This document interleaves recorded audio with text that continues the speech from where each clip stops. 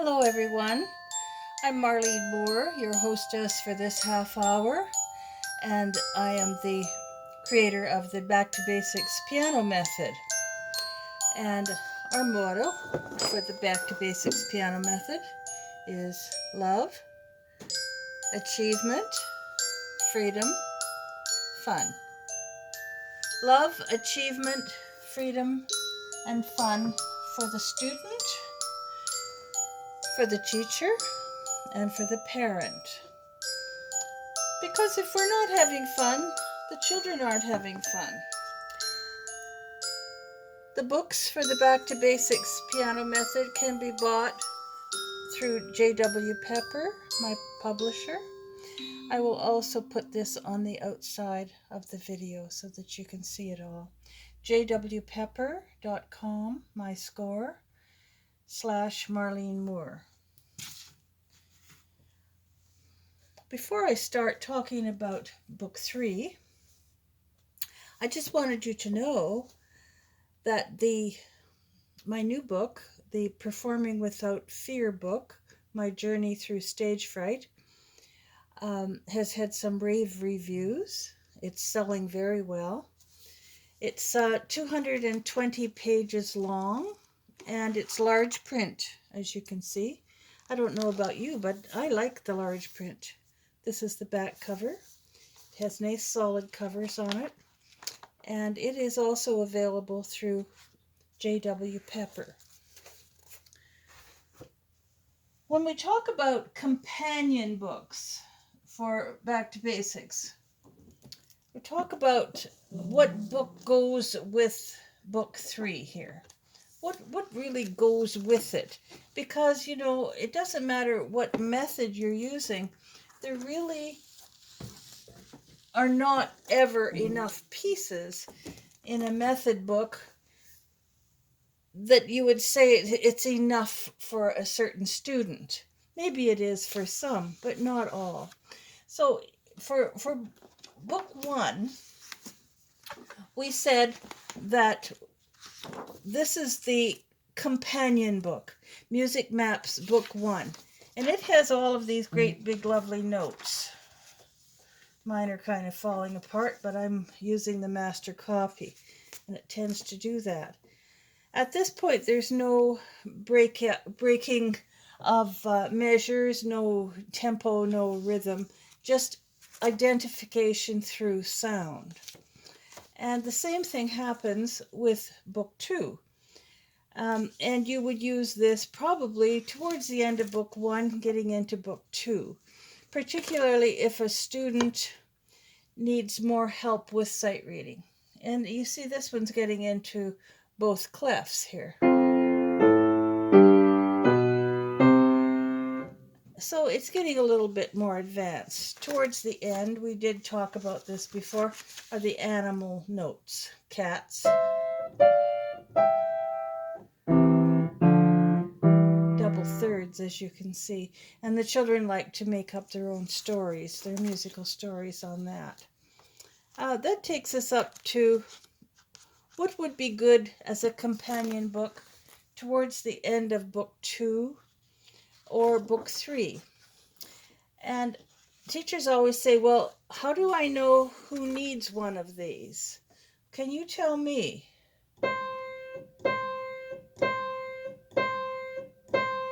3, 4, 1, 2, 3, 4, 1, 2, 3, 4, 1, 2, 3, 4.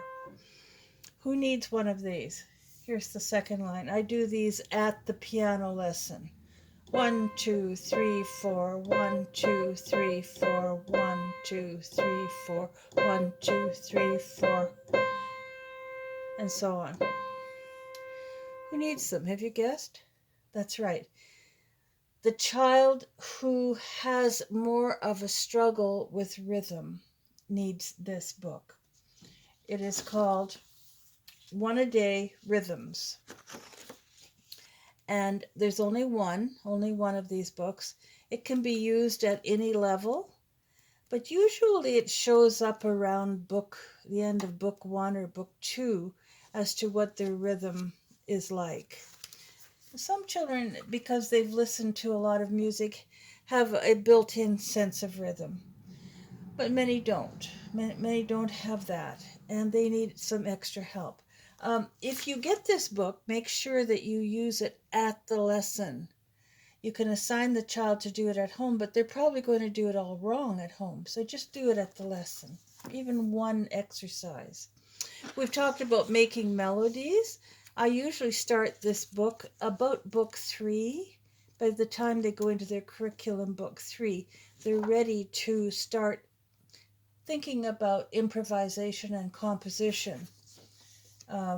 It starts easy, gets harder.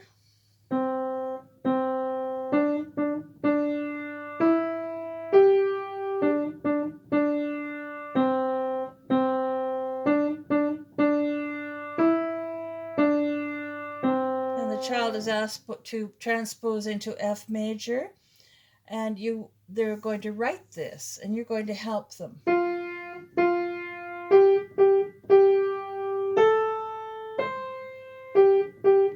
So they're going to take the melody that's here and transpose it here. A lot of the children at this level, this is only page 12, but sooner or later, in about the middle of the book, are able to put the chords with this.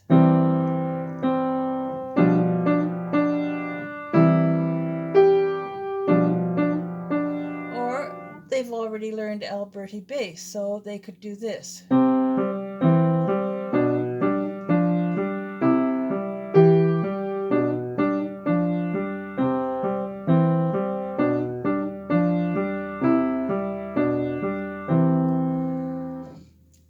The Back to Basics children usually find that quite easy at this stage. Let's do another one before we talk about another book. About one that's later on. Here's one in A minor in 3/4 time.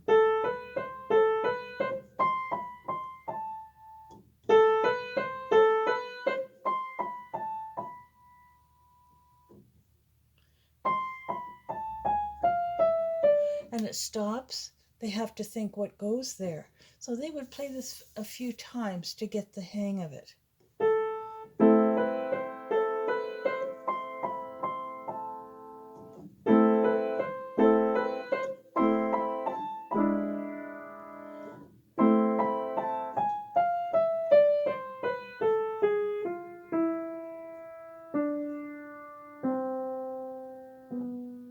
I'm just making this up. And you can do it and then finish with the beginning again down here. Have them write it out.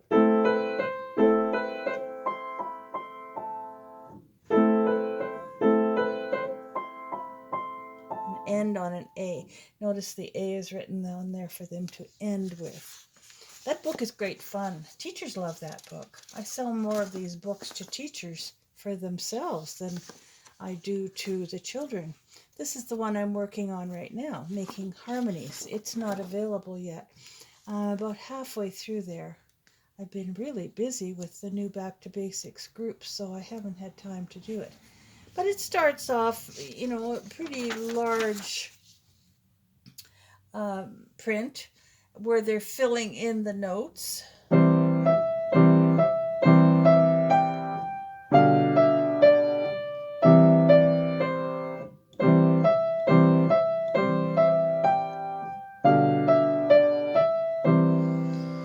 A repeat sign, they're going to do that again.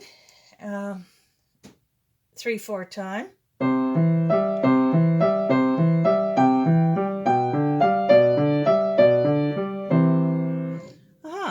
So that's great fun. They like doing that. It eventually turns into a book that they can improvise on a given theme down here and write it out themselves. Here's one that says, I love a big parade, where they're improvising. This will be the Harmonies book. This book is called Making Harmonies. It should be out in about 5 or 6 more months. Do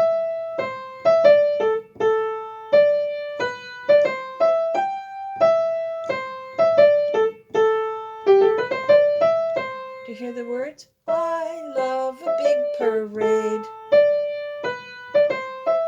love a big parade. Suggestions as to what they might use for the left hand.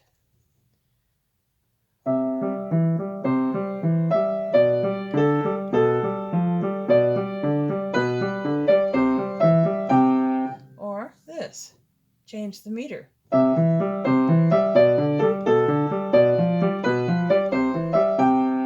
How about octaves?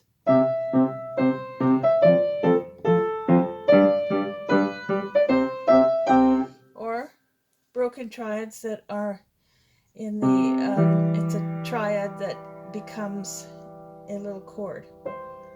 It has a name, but we won't bother with that. This is in 6/8 time.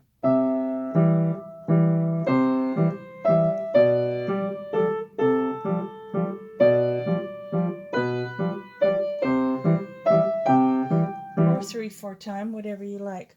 You'll find these throughout all of the Back to Basics books. They have always one of these circle of fifths or circle of fourths for the flats or the sharps. Okay, we're going to leave this book. Eventually, they're going to write on this side of staff paper.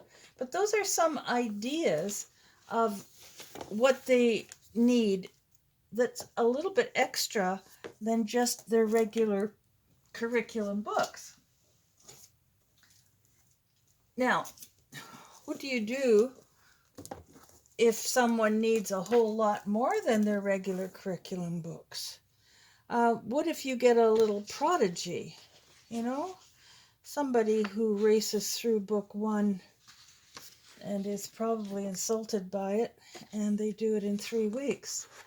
Well, then you have a whole different set of challenges, and you won't be teaching them cuckoo and lullaby and all the rest of it. You'll be teaching them a whole lot more. At that point, you will have to actually test them and see what level they're at. Okay, I think we left off on bugle call.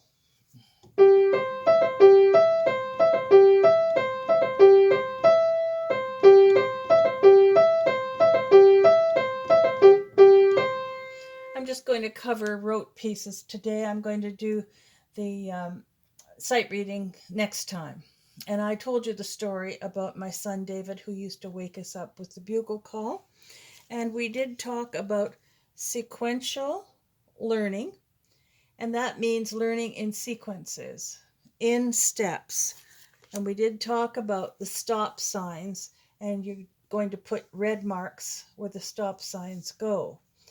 And the children are going to honor that by doing this. And you're going to say, stop, think, go.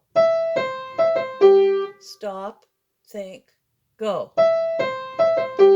Get the idea? Especially for this piece. This is a kind of a tricky piece. This is probably the biggest challenge that they've had so far. Row, row, row your boat. The little fish say, we never practice, we just play. Playing is fun. We like to play. And I think I talked about that before. Children and parents have said to me in the past, do we have to practice? I'm sure you've heard that 1,000 times. I said, well, I don't practice at all. And their little eyes light up, and I don't practice. You don't? Yes, I don't practice. I play. I like to make my piano sing. I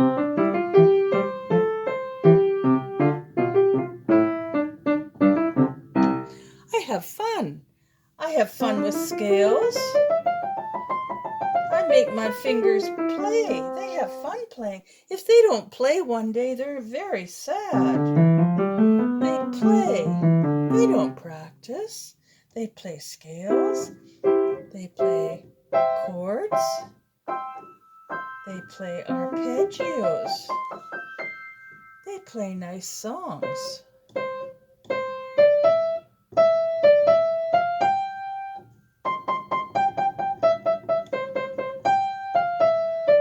No, my fingers don't practice.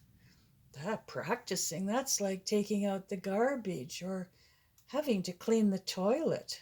That's not much fun. My fingers like to have fun, so I let them have fun. And of course, as soon as I show that to a child, this nice fast scale or chords that take a trip or arpeggios, they say, "Oh, I want to learn how to do that." And I say, "Well, okay, fine. But then you have to let your fingers learn how to play. We're not going to bother with practicing. Practicing, that's for other kids. We don't do that." So you have to use a bit of trickery. It works every time. Make it interesting, though. Give a little introduction to about boats and rowing boats and fish and stuff like that. There's really one stop sign because the other one is at the end. It's there just for decoration. So they're going to stop at the end of the first line.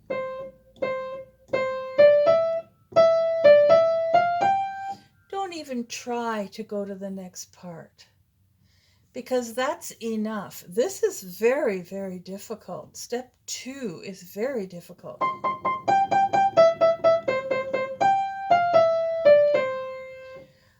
I usually teach this first, the big steps, and make a game out of it. C, G, E, C. Pretend you're a fish and play one of them. C, G, E, C. Make them jump. C, that's the first one. G, E, C.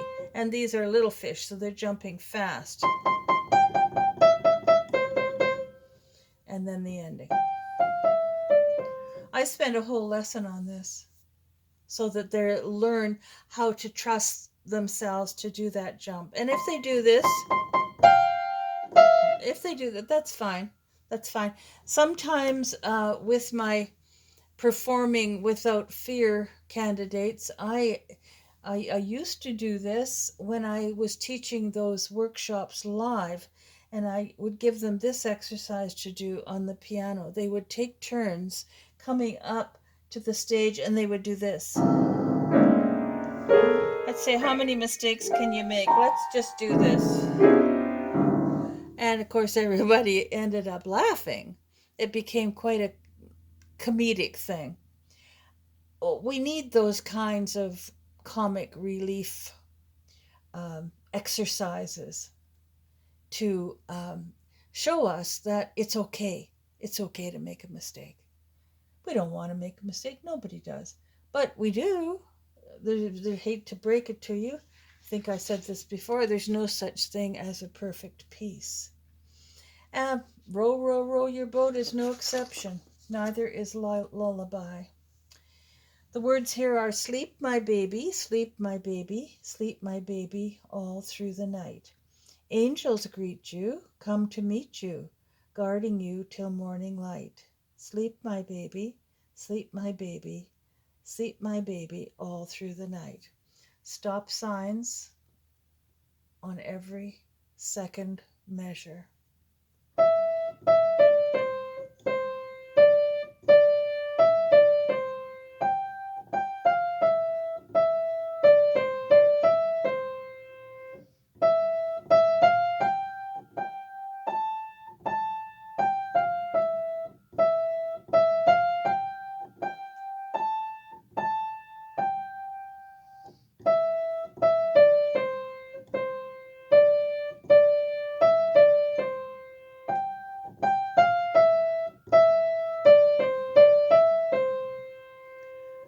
There's a lot to be learned in singing. And once the children know the words to this, it gives them the rhythmic pattern.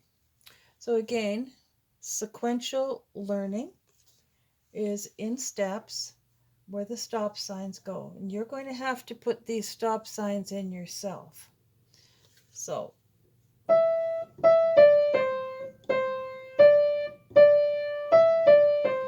play that about 4 times and say, "I'm not going past the stop sign. I'm going to stop right here." And then when the child is ready, when you think he's ready to play it,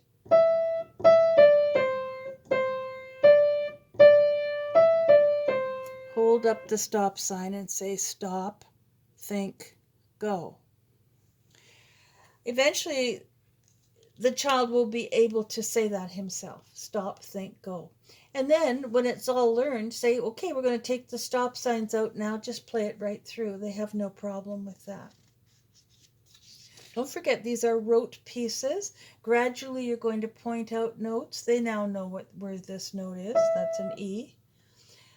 Gradually, you're going to show them, but you're going to teach it as a rote piece while you're still teaching the sight reading over here. Alrighty, Beethoven's song, Hands Together. That's exciting.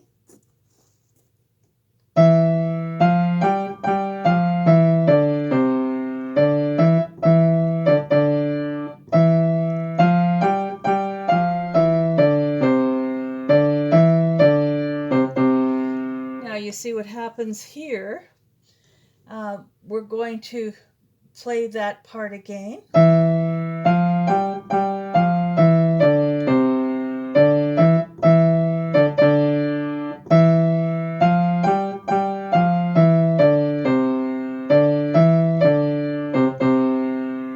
Now that's instead of doing the repeat. They don't usually have a problem with that. Many children know this piece already. They know the tune. Stop signs are at the end of each one, so there's really only 2 steps there. That's not usually a problem. Now, do you recall in book 2, we had the variations, hands together, or hands separately rather, peanut butter and all the rest of them?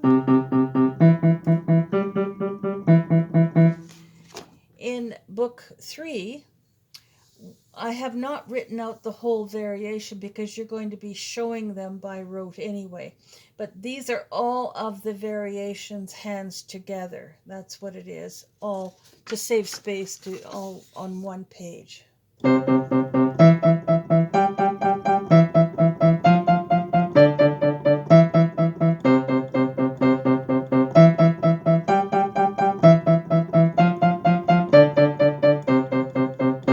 And they're so proud of themselves when they can finally do these hands together.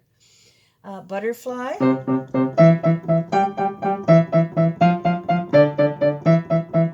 And so on. Hopping. So on. Jump, jump, sit.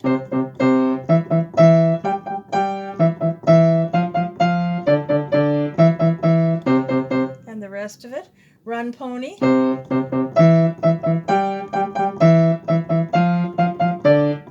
And the last one being turtle.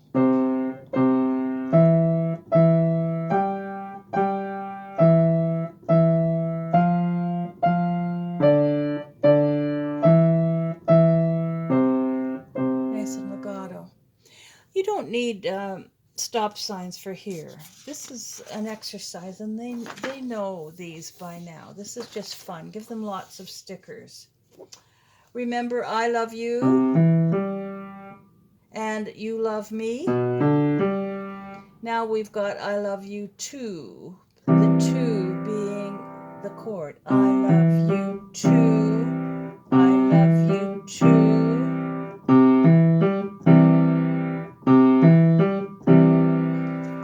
An exercise in CEG and triads and chords, chord constructions. We don't need to do sequential learning there. That's just an exercise. They see it as a piece, but it is an exercise. Same with this. It's up here in the treble clef zone. There's a title for a new book, Treble Clef Zone. Do you like that one? Teeter-totter surprises. The surprise being the note that is the chord that is constructed of the 3 notes.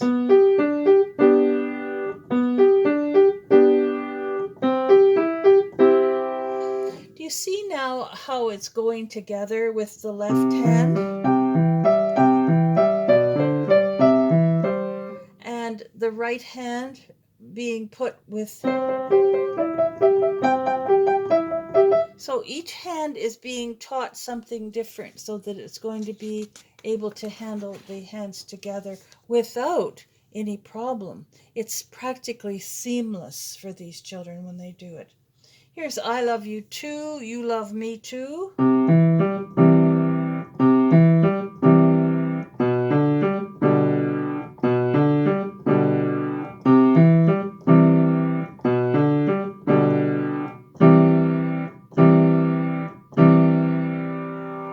Big finale there. I didn't hold it down long enough. We don't need to do stop signs here. This is the favorite piece in the book because they can really fly doing these. They've already learned the right hand. They can do both hands now, except it's up here.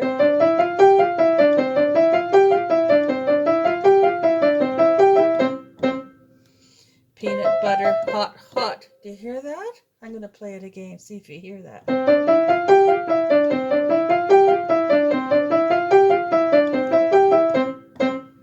That's sort of up the hill and down the hill with a surprise at the end. No sequential learning needed for that either. But there is here, there is for cuckoo.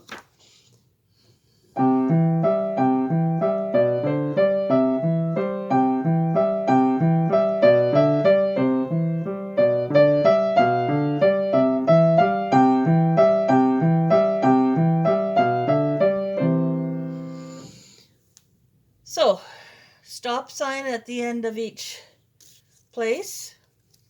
Hope you've got your stop signs made by now. Hope you've got your steps made. Step 1, step 2, step 3, so that you can close the book and they can play any step. It's taught the same as all the other ones. I usually teach step 3 first.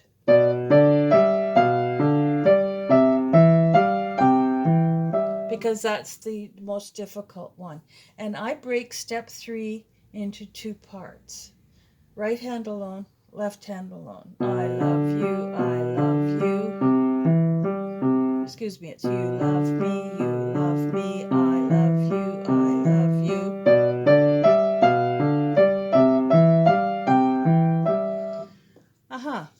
That one's not hard, it's just got the one hard spot. And this is the recital piece favorite of the children. I usually try to let them choose their own recital piece. They all want to play this one. See my fingers dancing. That's what it says.